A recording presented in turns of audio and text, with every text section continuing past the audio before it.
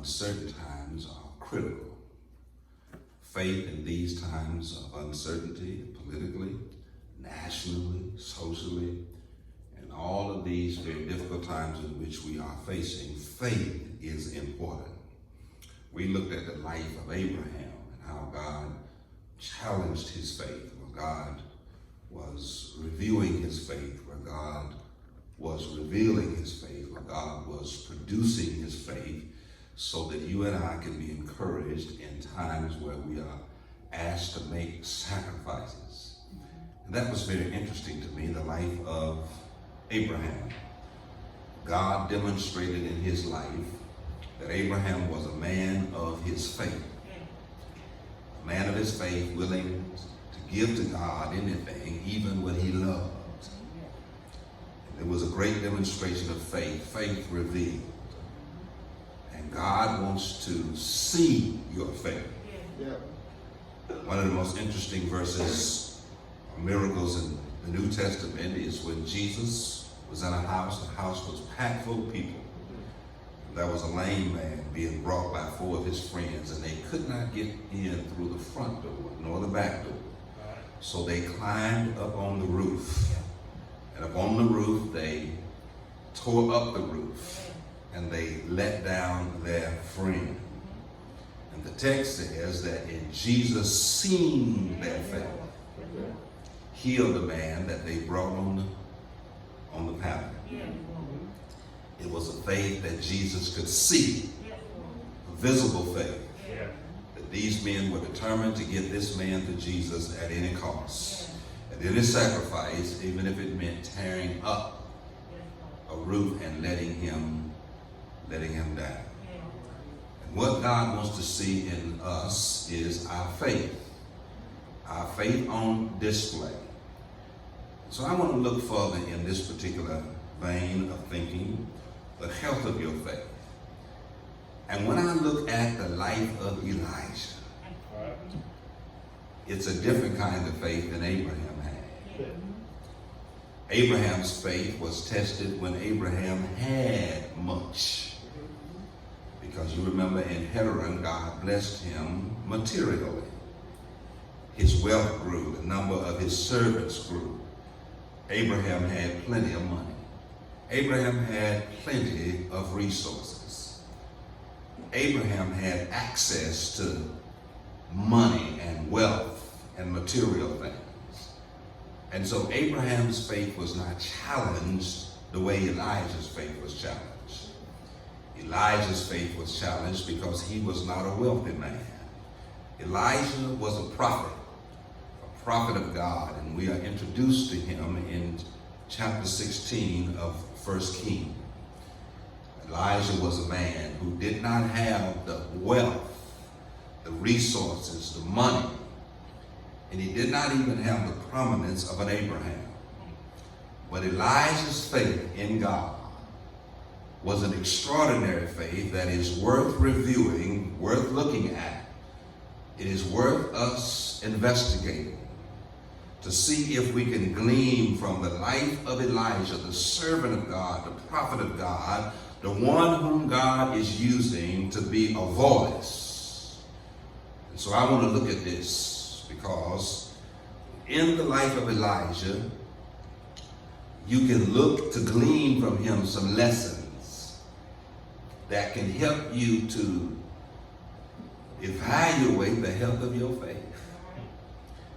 This man was different.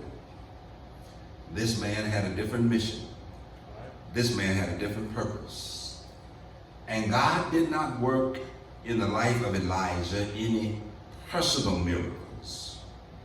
Personal miracles is what Abraham experienced by giving him a son in his old age. Elijah didn't experience that. But Elijah did experience God working through him to do miracles for other people. But as far as a personal miracle, Elijah didn't experience. Elijah, his ministry was about God benefiting others through his personal ministry. It was through his ministry that other people got blessed. My brothers and sisters, the question is, can you be faithful and have faith when the benefit of what God is doing don't benefit you? Can you still be faithful and have faith when what God is doing through you benefits others but don't personally benefit you? Elijah was a man whose faith and faithfulness to God in the most difficult set of circumstances is a great demonstration to us. And I want to look at this particular story of Elijah because he is a man. He's a man of the hour when Ahaz had become king, and he was a corrupt king, an ungodly king, a king who had implemented Baal worship, the worship of Ashtoreth, the female god. He was a man who was the king of the northern kingdom, whose capital was Samaria. A wicked king, a king that had turned the nation's heart from God. And Ahaz was that king that married that sodomite princess, Jezebel. By a time I'd stop to tell you the wrong woman will lead you from God. The wrong woman will give you unbiblical advice. The wrong woman will turn your heart from the God that is your rock. And Ahaz had his heart turned from God because he married this sodomite princess. And he had literally made the nation corrupt. And this corruption that had been brought to the nation, the northern kingdom of Israel, had gotten the attention of God. And God was not going to let this corruption go unchecked. And so in the 16th chapter of 1 King, he sent Elijah. Elijah went to King Ahaz and told him, your behavior and corruption has gotten God's attention. And what God is going to do in response to your corruption is God is going to cut off the rain, and it shall not rain 3.5 years. He didn't tell Ahaz the time nor the length, but I'm telling you because that was the length of the drought.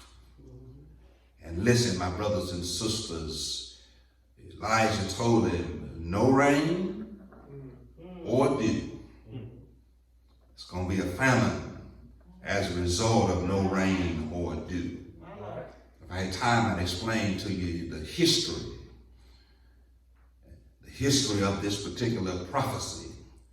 And it's significant because in the northern kingdom of Samaria, or in the northern kingdom of the 12 tribes of Israel, the rain was very important. The rain was important because the early rains that rained in March literally watered the plants.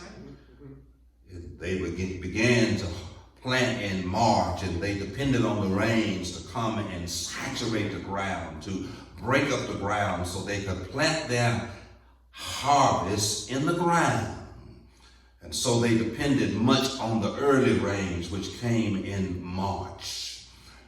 But they also depended upon the latter rains. The latter rains came around October.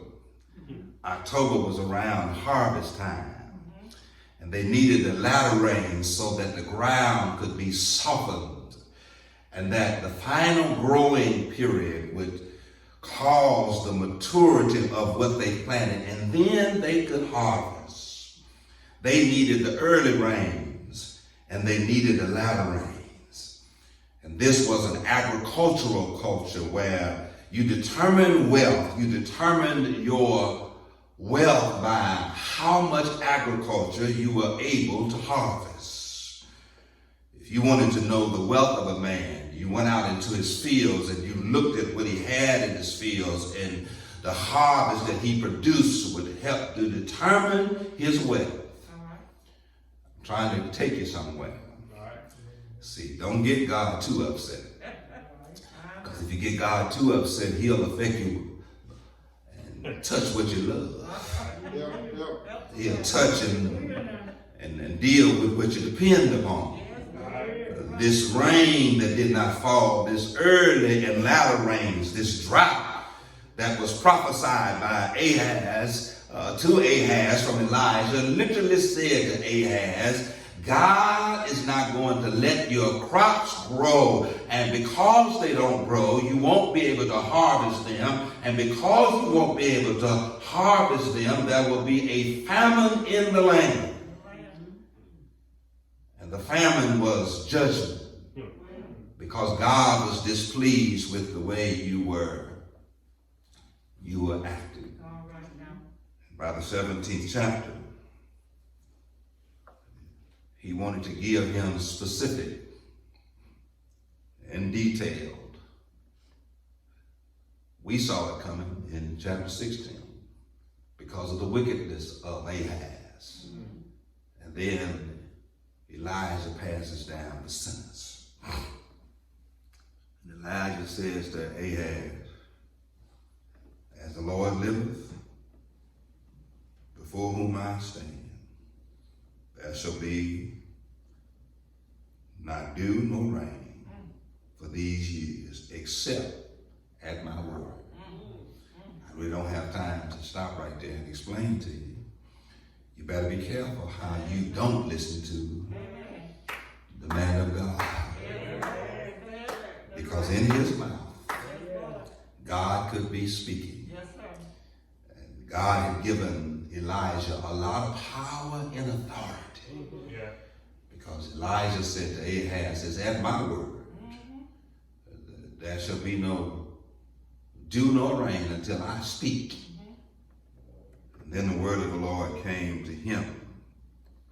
I really want to look at this because it is some significant lessons. Because in this drought, in this famine, in this season of no dew and rain, it caused drought. Drought caused famine.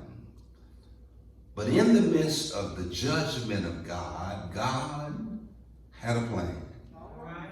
God had a purpose. And God had a process that he was going to take Elijah through. I need to go ahead and tell you that Elijah was not exempt from this drought. Elijah was not exempt from this famine. He was going to be in it, but he wasn't going to be affected by it. Even though he lived where God had sent his judgment, where God had sent this drought, where God had sent this famine, God had a plan to take care of Elijah.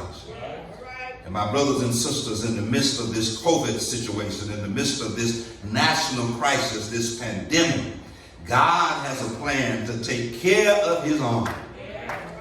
Those to whom he has purposed a plan.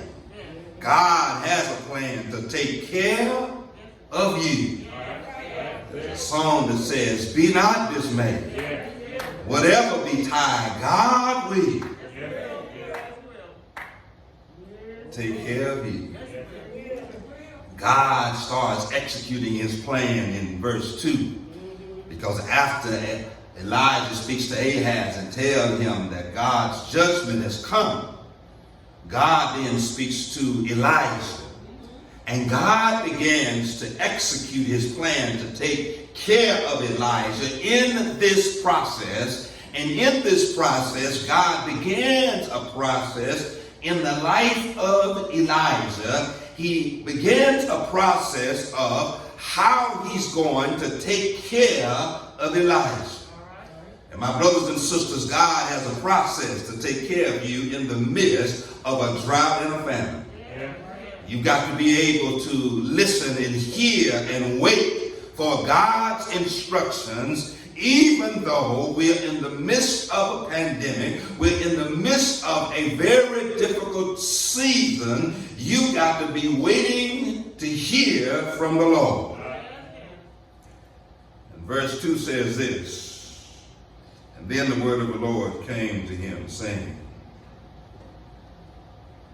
get away from here, turn eastward, hide by the brook Chedron, which flows into the Jordan.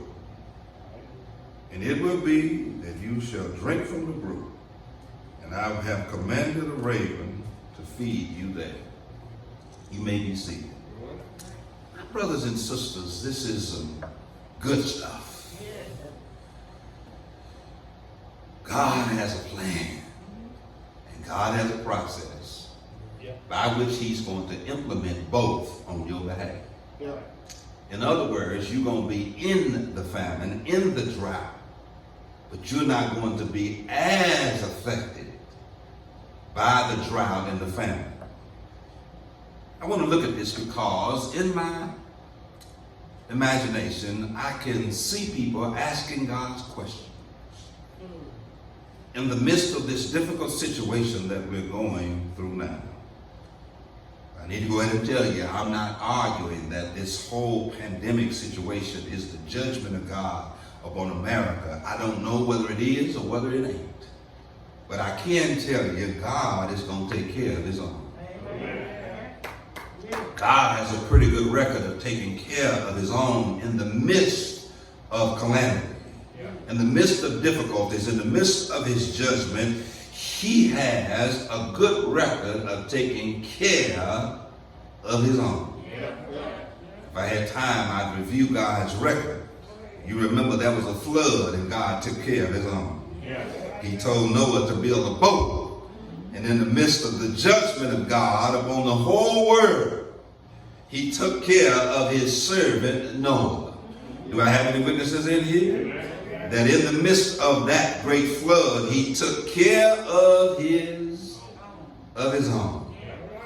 If I could give you one New Testament illustration, you remember they were out on the sea, commanded by Jesus to go to the other side. And in the middle of the night, a storm arose suddenly. And it looked like the ship would be destroyed, but Jesus left the mountaintop and went down on the seashore, but he didn't stop at the seashore. The Bible says he begins to walk on water. And in the midst of that storm, he made it to the ship. And when he got aboard the ship, he simply said, "Peace be still." God got a good record of taking care of his own. And even in this situation, we're going to see God taking care of his own. I want to look at this because I see the faith of this man being revealed. The faith of this man being exposed to us. Because my brothers and sisters, there will come a point when you have to trust God. When you don't have. When others don't have. When you can't see how God's going to do it. And you don't have anything for God to do. Can you trust God when it looks impossible? Can you trust God when there is no evidence that God can and that God will? Let's look at these instructions. He says in verse 3, get away from here. He had already given the instructions to Ahaz and Jezebel. Now he says, get away from here. He says, go eastward and hide by. I really wish I had time to explain to you that sometimes in the middle of the process of God taking care of you, he wants to hide you away from the presence of other people. I wish I had time to explain this principle. Some blessings God wants to give you is not in the presence of people, but it's outside the presence of people. Because sometimes he wants to bless you in a place, in a secret place, in a hidden place. Because see, sometimes the blessing God gives you, he don't want nobody else to see or to know but you. I wish I had time to explain that to you. He said, get away from here and go hide. And God had a specific place, a specific brook that he wanted him to go to. Yeah. Because at this place, God was going to provide for him. My brothers and sisters, don't shy away from the places God wants to send you, because sometimes the place is where he's going to bless you. The place is where he's going to provide for you. And so many times we want to stay with the crowd. We don't want to get away from the crowd. We don't want to be by ourselves, with ourselves. But sometimes when we get by ourselves and only with ourselves, that's where and how God's going to bless us. Some of us think that he can't bless us without us being in a group. And he says, get away and go hide yourself down by a brook, a place, a specific place. This place might have been familiar to Elijah. It might have not been familiar to Elijah, but it was familiar to God. I wish I had time to explain to you. See, sometimes you might not know why he has sent you to where he's sending you, but God already knows everything he needs to know before you ever get there. See, don't shy away from God sending you to some place that you're not familiar with, or a place that you've never gone to, or a place where you don't understand why. Because in the commandment of God, God has a knowledge that you don't have, and sometimes you got to trust God even when you don't understand God, even when you don't know how God's going to do it, even when you don't know why God is going to do it. You got to trust God.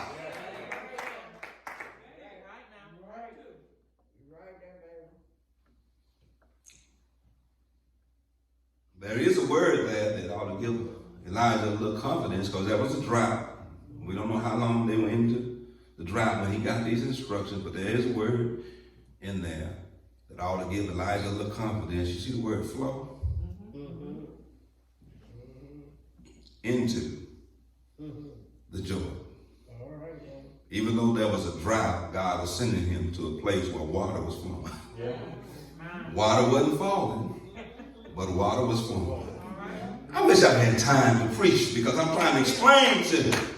Even though you don't see water falling, God sent him to where water was flowing. And in God's instructions to send you to certain places, God is trying to send you to a place where water is flowing. It might not be falling, but it's flowing. And you should always want to go where water is flowing, especially in the midst of a drought.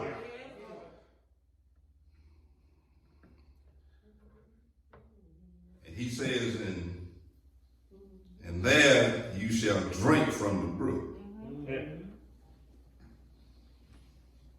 And listen, because that's where the water was flowing. But then he says, I will command. See, don't be too fancy. Don't be too bougie. Don't be too sophisticated. Don't be too cultured to understand that sometimes God can bless you through, with, and by unusual. Because he says, I'm going to command a raven. And you know what a raven is. A raven is not like an eagle nor an owl. An eagle and owls are predatory animals. They go out and hunt their food, but a raven is a scavenger. He waits until after something has been killed, and then he flies in to get what has already been killed. A raven is not a bird of prey, but he might see an eagle and kill the prey, and then afterwards he would swoop in to get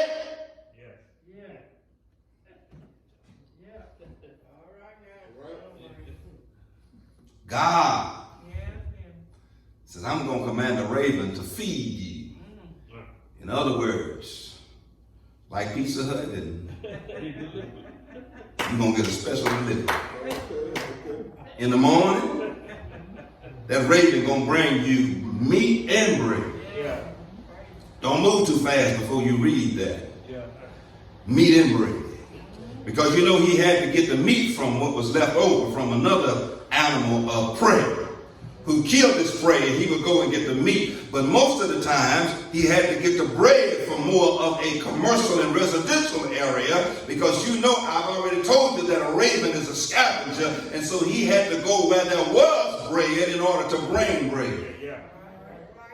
In other words, the raven had to fly into where somebody was baking bread or had bread in a window that was being cooled down after it's been in the oven. And the raven scavenged that bread and took it to Elijah every morning and every evening. My brothers and sisters, God used that raven to provide for Elijah in a time of drought and famine. Listen, you better be careful, and you better always be open to God using the most unlikely sources to bless you in drought and in famine.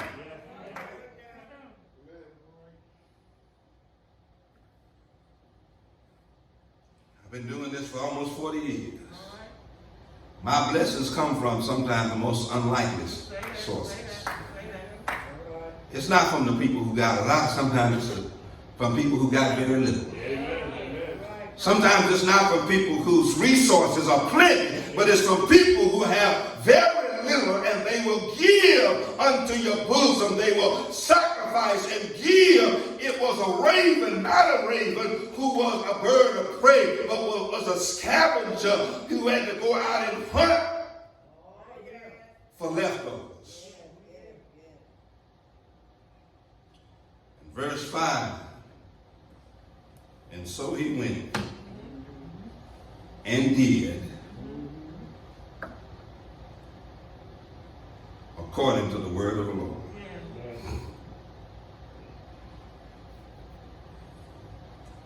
The brook provided water, and the raven provided bread and meat. Every morning and every evening. But don't read too fast and read past verse 7. And it so happened after a while. Because my brothers and sisters, there is a shift in this text. Because the brook was not a permanent resident. It was temporary. And see, sometimes God will send you to a place where you have to trust him, and only he himself is going to provide for you directly or supernaturally.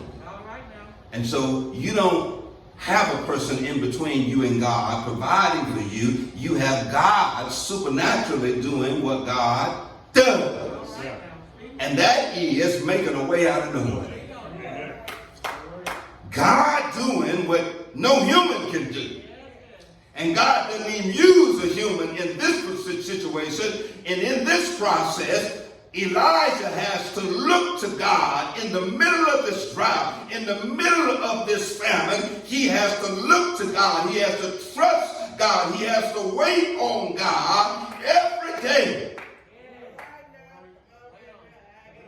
In other words, Elijah did not store up any food. He did not store up any water. He had to get up every morning and wait on God.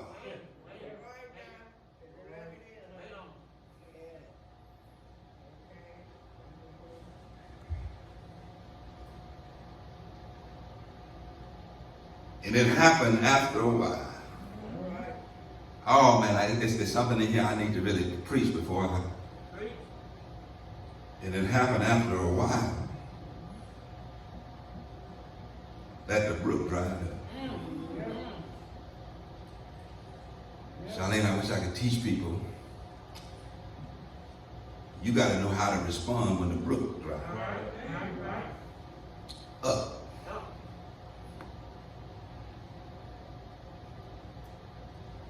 Because I want you to see in the text raven probably still could find meat and bread, but it didn't make any difference to Brook. Because humans can survive without food, but can't survive without water. The brook dried up after a while, because that was not his permanent address, temporary address. I could really make a sermon out of, you need to know when the brook is dried up. Because sometimes the lesson is when the brook dries up, it's time to move on.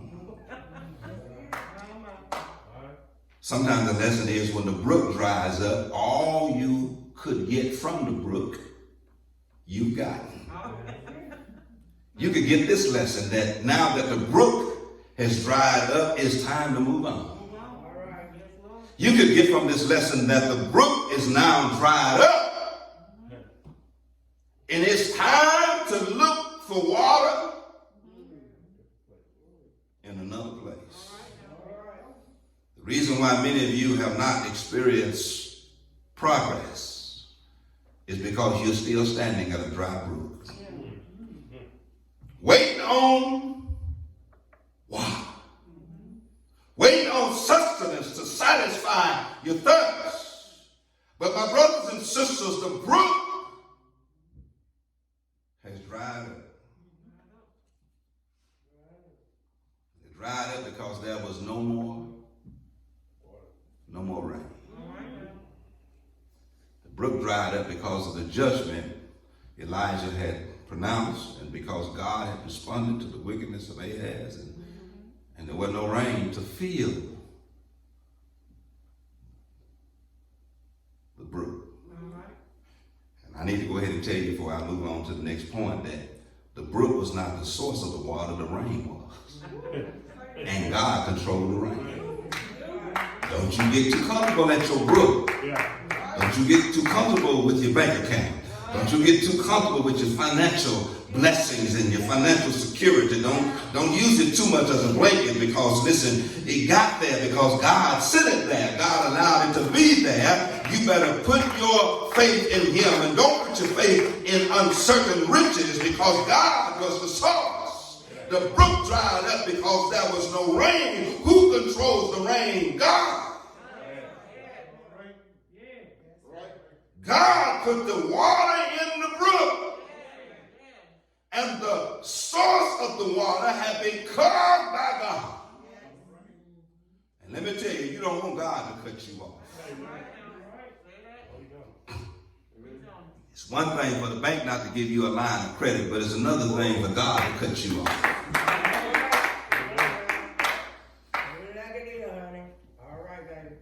Verse 8, I'm almost finished. And I promise I'm almost finished. And then the word of the Lord came to him. After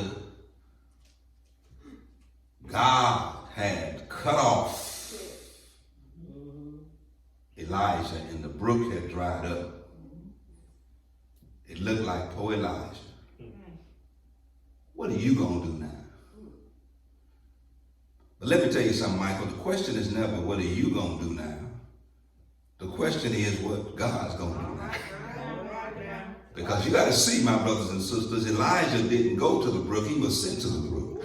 And because he was sent to the brook, God sent him to the brook. So the question shouldn't be what am I going to do, but what you going to do, God. And so God knew that Elijah needed more food and more water.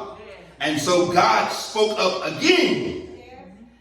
And my brothers and sisters, in time of drought and famine, you don't need to be asking the question, what you gonna do? You need to be asking God, what do you want me to do? Because God is the one that is behind this, in this. God is the one that is in control. And then the word of the Lord came to him.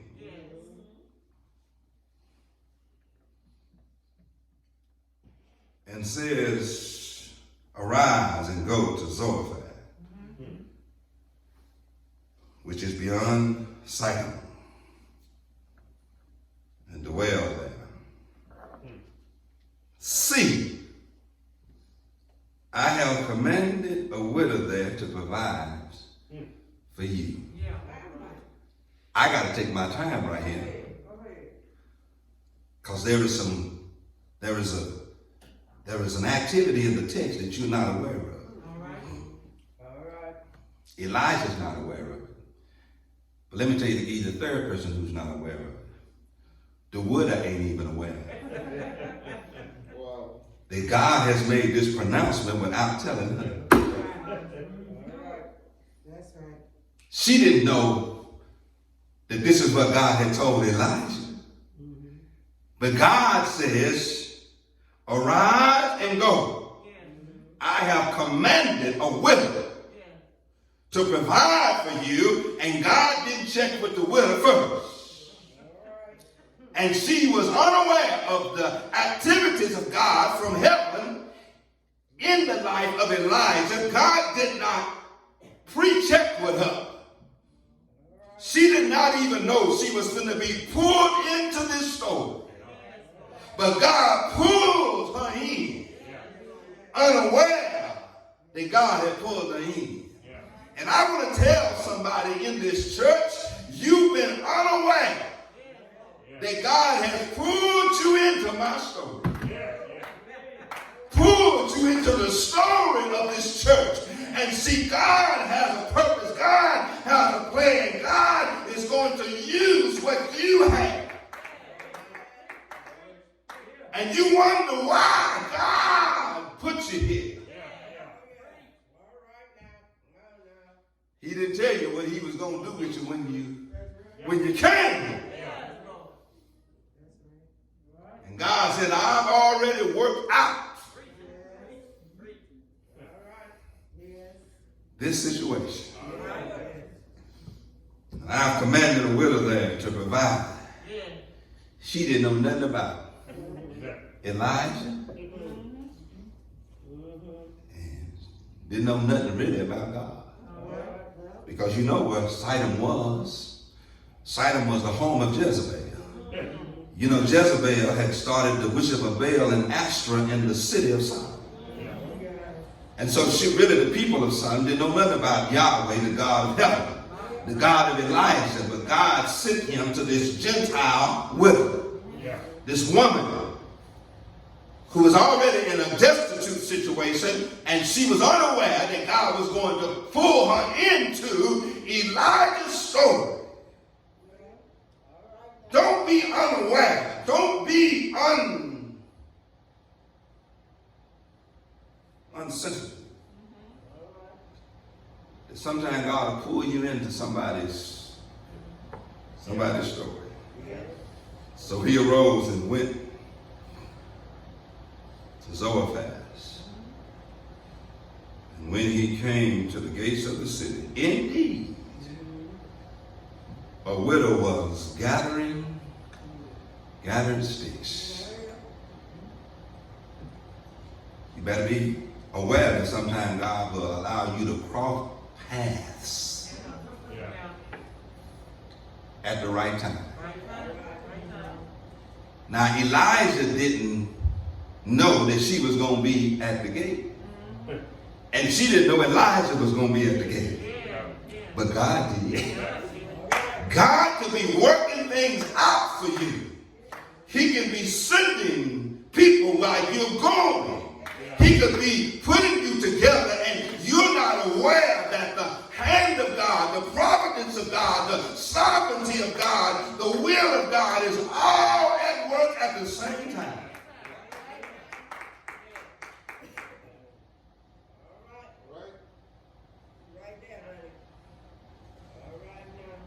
She was gathering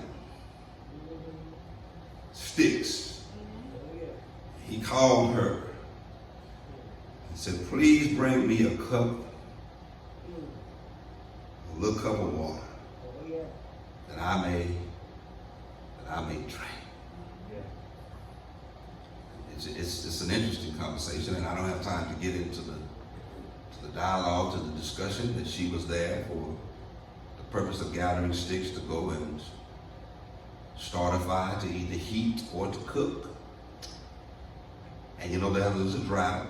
And so she was in this drought, because there in Sodom, there was a drought, and so she was just kind of getting a few rations, gathering some sticks to either start a fire, to heat, or to cook.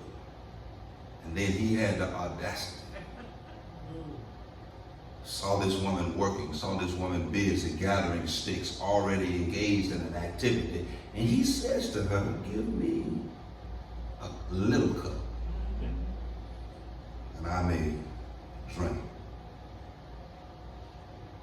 And as she was going to get it, he called to her and says, and bring me a morsel of bread in your hand. I mean, man of God, you asking a little too much now. You already want some water, which is scarce.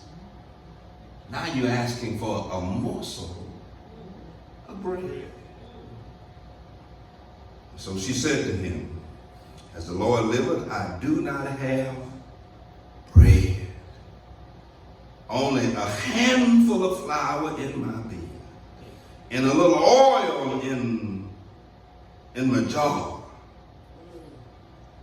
And see, I have gathered a couple of sticks that I may go in and prepare it for myself and my son, and we shall eat and die. She had 3 ingredients, and the man of God was asking for all 3. Water, meal, and oil. That's all she had. And Elijah said to her, do not fear. Go in and do as I have said, but make a small cake from it first, and bring it to me. And then afterwards, some for yourself and your son. And I really don't want to make a whole sermon out of this, but listen, he wasn't asking for much. You see the word little, you see the word a morsel, you see the word bring me first, a small. You see the word little, a piece of, and small. Elijah understood her situation, but he wanted her to share and teach him off a little bit of what she had. Even though she didn't have much.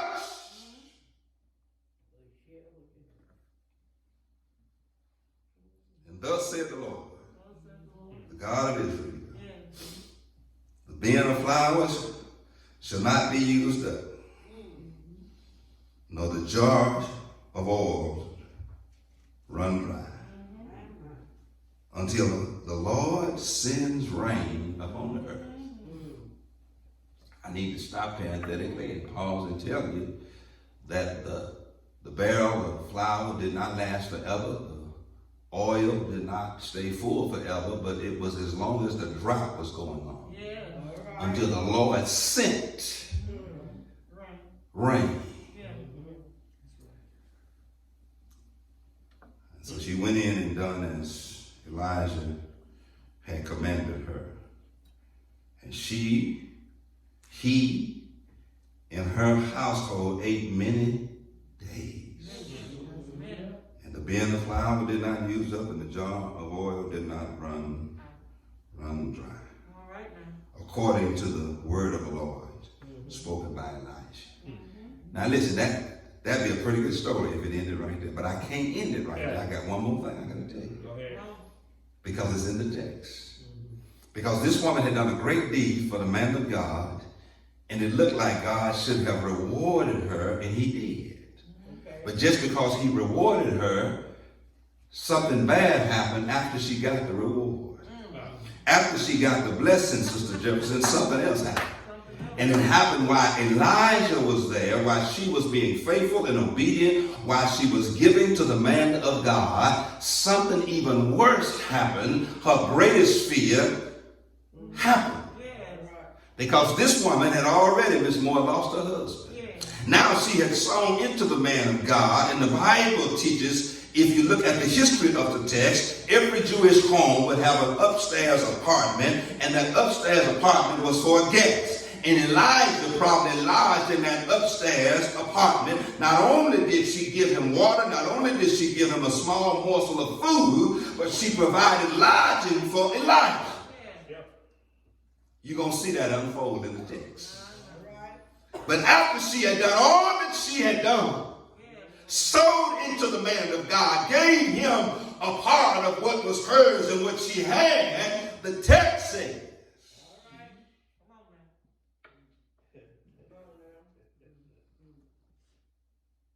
and now it happened after these things.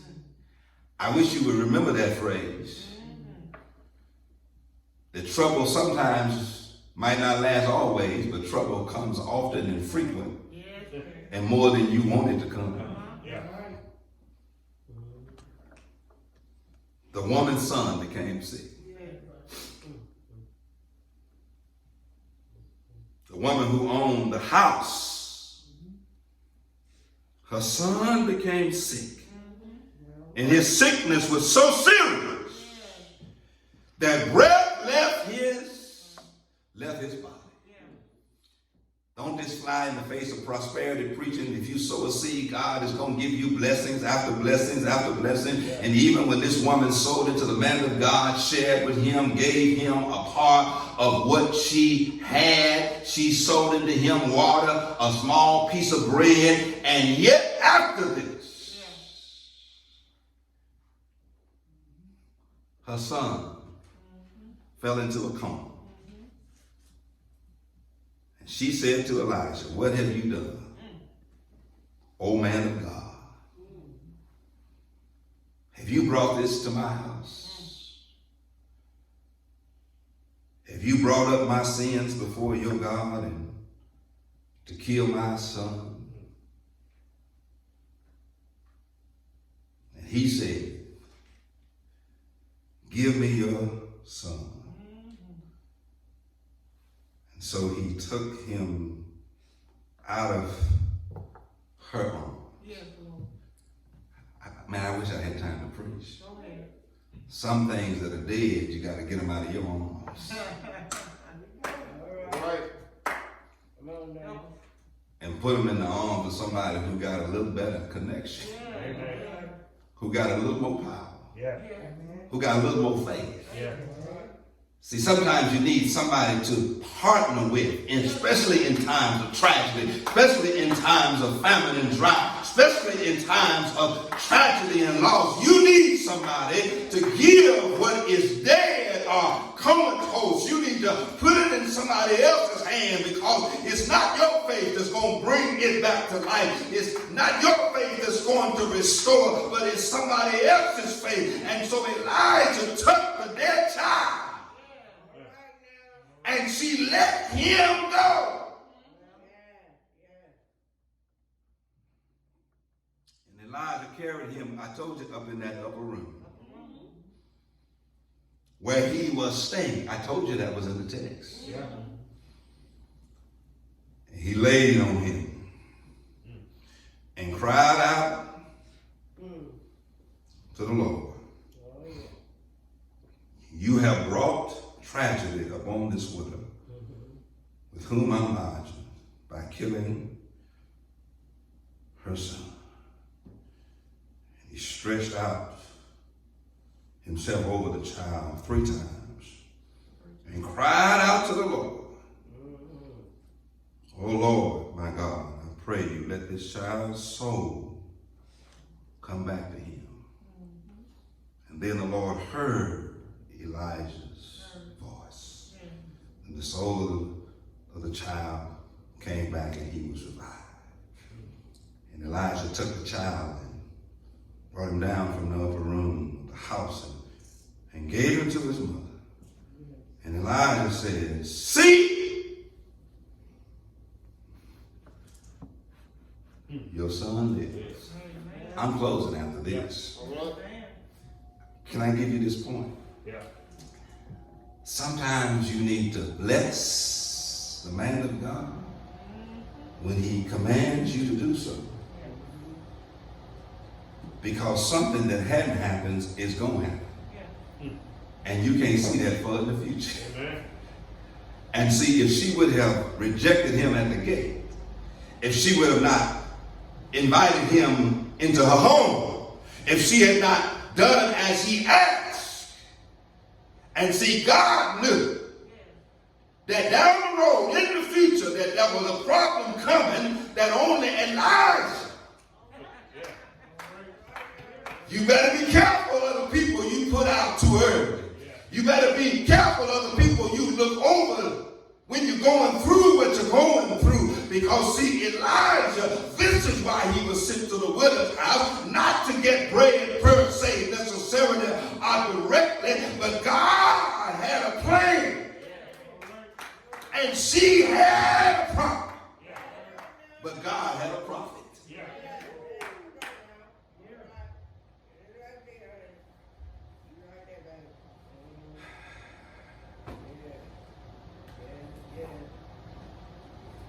She had a problem. God had a plan and a prophet. And see, you don't even see the value of sowing into the person that God is commanding you to sow into because you don't see a need for them now. Yeah. But just keep on living.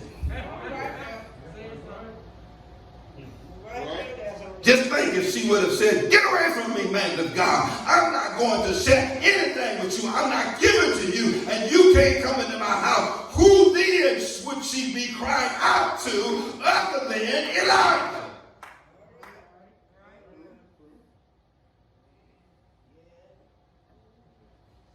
And in verse 24, then the woman said to Elijah, by this, I know that you are a man of God.